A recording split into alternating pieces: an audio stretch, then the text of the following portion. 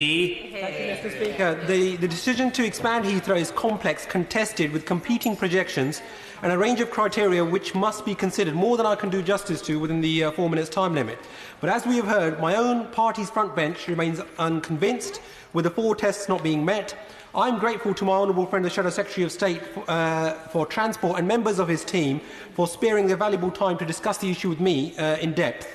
My good friend, the Mayor of London, and the No Third Runway Coalition have put forward cogent arguments to me about why the third runway should not be built. Conversely, my own local council, Slough Borough Council, has come out strongly in favour, as have the Trades Union Congress and unions such as Unite and GMB, which represent thousands of local workers. I have listened very closely to their representations to me also.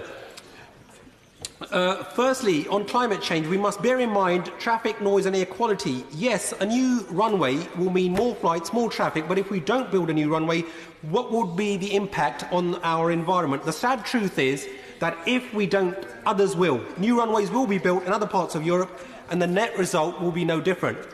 The government and Heathrow Airport contend that they will have electric vehicle fleets, less noisy and less polluting aircraft, along with other mitigation efforts. Secondly, Mr. Speaker, with regards to the national economy, while expanding Heathrow will boost the economy by tens of billions, in addition to apprenticeships on jobs, a new third runway will purportedly create over 100,000 jobs across the UK, nearly doubling the size of the current workforce. Many of these jobs are skilled jobs, jobs with prospects, unionised jobs, well-paid jobs. Thirdly, with regards to the local economy and the benefits for Slough, the people of Slough send me here to look after their interests, and so, of course, I'll be looking very, very closely at the impact of expansion, and I'm grateful to the many hundreds of residents who have shared their views with me. Heathrow is firmly in our backyard, given the proposed runway will be built in Slough Borough Council land, and I believe that the people most directly affected by Heathrow Airport must also be those that benefit the most. There must be fair compensation and clear benefits for local people. I have argued with the Aviation Minister, the Chief Executive of Heathrow Airport and others that a greater share of the business rates must rightly come to Slough. The waste facility in Colnbrook would need to be rebuilt in Slough, along with a training and skills hub in Slough. Over 4,000 Slough residents currently rely on Heathrow for their living, and there are a further 3,600 Slough people working in other jobs in related industries. Of course, the expansion of Heathrow will protect and boost those jobs while helping to tackle youth unemployment in the surrounding areas.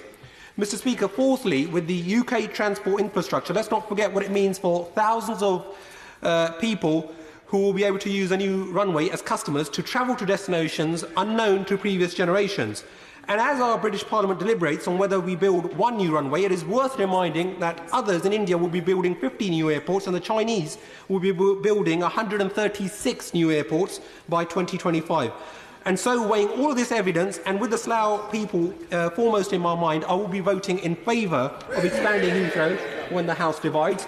I do so without any sense of jubilation, nor am I handing ministers a blank cheque. I will be keeping an eagle eye on how the government implements this project. Ministers at Heathrow Airport will rue the day they seek to renege on their promises in principle to the people of Slough. In many ways, I vote in favour of expansion with a heavy heart. I'm concerned about the environment, and of course we must weigh up these various issues, including uprooting of people from their homes. But we are faced with a binary decision to make at this stage without all the requested clarifications and answers, including on flight paths, on the 6.5-hour night flight ban, and on local apprenticeships, and on the Western Rail link to Heathrow, and on discounted car parking. Honourable gentleman who is now able to breathe. Mr. John Hayes. Speaker.